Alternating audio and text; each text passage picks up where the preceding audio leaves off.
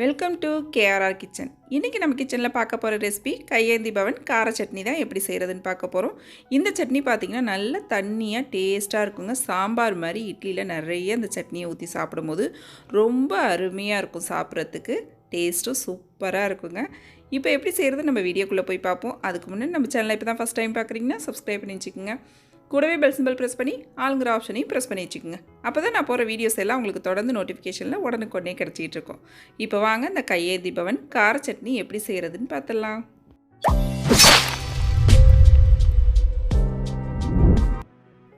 இப்போ சட்னி செய்கிறதுக்கு வரமிளகாயை தண்ணியில் ஊற வச்சு வச்சுருக்கேன். ஒரு 6 வரமிளகாய், 4 காஷ்மீரி சில்லி சேர்த்துருக்கேன். இந்த காஷ்மீரி மிளகாய் பார்த்திங்கன்னா கலருக்காக தான் சேர்த்துருக்கேன். உங்கள்கிட்ட இருந்தால் சேர்த்துக்குங்க. அப்படி இல்லைன்னா உங்கள் காரத்துக்கு தகுந்த அளவு இந்த வரமிளகாய் சேர்த்துக்குங்க. இப்போ தண்ணிலாம் வடிச்சிட்டு மிக்ஸி ஜாரில் சேர்த்துக்கும். இந்த மிளகாயை நல்லா ஒரு 10 நிமிஷம் ஊற வச்சுக்குங்க. அப்போ தான் நல்லா நைவாக அரைப்பட்டு வரும். இதிலே கல்லுப்பு சேர்த்து ஃபஸ்ட்டு அரைச்சிக்குங்க. தண்ணிலாம் எதுவும் ஊற்ற வேணாம். இது போல் அரைச்சி எடுத்துக்குவோம். இப்போ இது கூட பார்த்திங்கன்னா நம்ம ஒரு பெரிய வெங்காயம், ஒரு 5-6 சின்ன வெங்காயம் சேர்த்துக்குங்க. சின்ன வெங்காயம் சேர்த்து செய்யும் போது டேஸ்ட்டு சூப்பராக இருக்குங்க. அதனால் ஒரு 5-6 சின்ன வெங்காயம் சேர்த்துக்குங்க. இது கூடவே ஒரு 10 பல் பூண்டு சேர்த்துக்குங்க.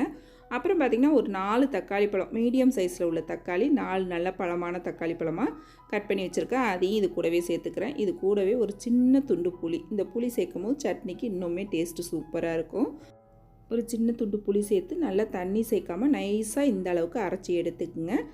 இப்போ நம்ம சட்னி எப்படி செய்கிறதுன்னு பார்ப்போம். இப்போ அதுக்கு அடுப்பில் ஒரு கடாய் வச்சுக்கோங்க. அதில் ஒரு 2 டீஸ்பூன் அளவுக்கு எண்ணெய் சேர்த்து எண்ணெய் நல்லா காயட்டும். காஞ்சதுக்கப்புறம் இது கூட 1 டீஸ்பூன் அளவுக்கு கடுகு உளுந்து சேர்த்துக்குங்க. நல்லா பொரிஞ்சு வரட்டும். கடுகு உளுந்து பொரிஞ்சதுக்கப்புறம் இதில் ஒரு கொத்து கருவேப்பிலை, கொஞ்சமாக பெருங்காயத்தூள் சேர்த்துக்குங்க. இப்போ கருவேப்பிலை நல்லா பொரியட்டும்.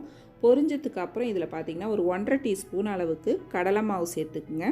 கடலை மாவு சேர்த்து நல்லா இதை ஃப்ரை பண்ணிவிட்டு இந்த சட்னி செய்யும் போது பார்த்திங்கன்னா டேஸ்ட்டு சூப்பராக இருக்கும். சட்னிக்கு கொஞ்சம் திக்னஸ் கொடுக்கும்.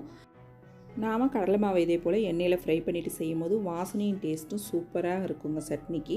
இப்போ நல்லா ஒரு 2 செகண்ட் மட்டும் அந்த எண்ணெய் சூட்டில் நீங்கள் கலரி விட்டிங்கன்னா போதும். அதுக்கப்புறம் நம்ம அரைச்சி வச்சுருக்க சட்னியை சேர்த்து நல்லா ஒரு 3 நிமிஷத்துக்கு வதக்கி விட்டுக்குங்க. நம்ம எல்லாமே பச்சையாக தான் அரைச்சிருக்கோம். அப்போ வெங்காயம் தக்காளி பச்சை வாடை போகணும். அதுக்கு நல்லா வதக்கி எடுத்துக்குங்க. நல்லா ஒரு 3 நிமிஷத்துக்கு வதங்கினதுக்கு அப்புறம் இதில் ஒரு 1/2 லிட்டர் அளவுக்கு தண்ணி சேர்த்துக்குங்க.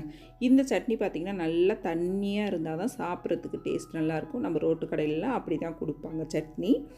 இப்போ இதில் நல்லா தண்ணி சேர்த்து நல்லா ஒரு 5லேருந்து ஒரு 10 நிமிஷம் நம்ம கொதிக்க விடணும். கொதித்ததுக்கப்புறம் பார்த்திங்கன்னா கொஞ்சம் லைட்டாக திக்காகி நம்ம சாம்பார் மாதிரி இருக்கும். சாம்பார் பக்குவத்துக்கு வரும். அதனால் தண்ணி நிறையா சேர்த்து கொதிக்க விடுங்க.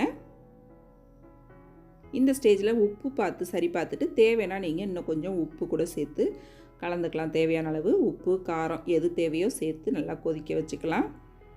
காரம் பத்தலைன்னா கூட நீங்கள் தனி மிளகாத்தூள் கொஞ்சம் இதில் சேர்த்துக்கலாம். அதே போல் உப்பு பத்தலைனாலும் உப்பு சேர்த்து நல்லா ஒரு 10 நிமிஷத்துக்கு கொதிக்க விடுங்க. நல்லா இந்த அளவுக்கு சட்னி பார்த்திங்கன்னா நல்லா கொதித்து வரணும். நல்லா கலந்து விட்டுறோம் பாருங்கள். இந்த பக்குவத்துக்கு இருந்துச்சு அப்படின்னாக்கா நம்ம இட்லியில் ஊற்றி சாப்பிட்றதுக்கு சூப்பராக இருக்குங்க. நல்லா கொதிக்க வச்சு இது போல் எடுத்துக்கங்க. இதிலே கடைசியாக வேணால் நீங்கள் கொத்தமல்லி கூட தூவிக்கலாம். நான் இன்றைக்கி தூவலை. இந்த சட்னி பார்த்திங்கன்னா சில இடங்களில் தோசை மாவு சேர்த்து கூட செய்வாங்க. புளிச்ச மாவு இருக்கும்ல, அதை சேர்த்து கூட செய்வாங்க. அது சேர்க்குற மாதிரி இருந்துச்சுன்னா சட்னி ஒரு கொதி வந்ததுக்கப்புறம் ஒரு குழிக்கரண்டி அளவுக்கு தோசை மாவு எடுத்து கரைச்சிட்டு தண்ணியில் கரைச்சிட்டு இதில் சேர்த்து நல்லா ஒரு 5 நிமிஷம் கொதிக்க வச்சிங்கன்னா அதுவும் டேஸ்ட்டு சூப்பராக இருக்கும். ஆனால் கடலை மாவு வச்சு செய்யும் போது இன்னுமே டேஸ்ட்டு சூப்பராக இருக்குங்க. கண்டிப்பாக இந்த சட்னி ரெசிப்பியை ட்ரை பண்ணி பாருங்கள். ட்ரை பண்ணி பார்த்துட்டு எப்படி இருக்குன்னு எனக்கு கமெண்ட் பண்ணுங்கள். என்னோட அந்த ரெசிபி பிடிச்சிருந்ததுன்னா லைக் பண்ணுங்கள், ஷேர் பண்ணுங்கள். மறக்காமல் நம்ம கேஆர்ஆர் கிச்சனை சப்ஸ்கிரைப் பண்ணி வச்சுக்கோங்க. நாளைக்கு வேறொரு ரெசிபியோடு சந்திப்போம். தேங்க்ஸ் ஃபார் வாட்சிங்.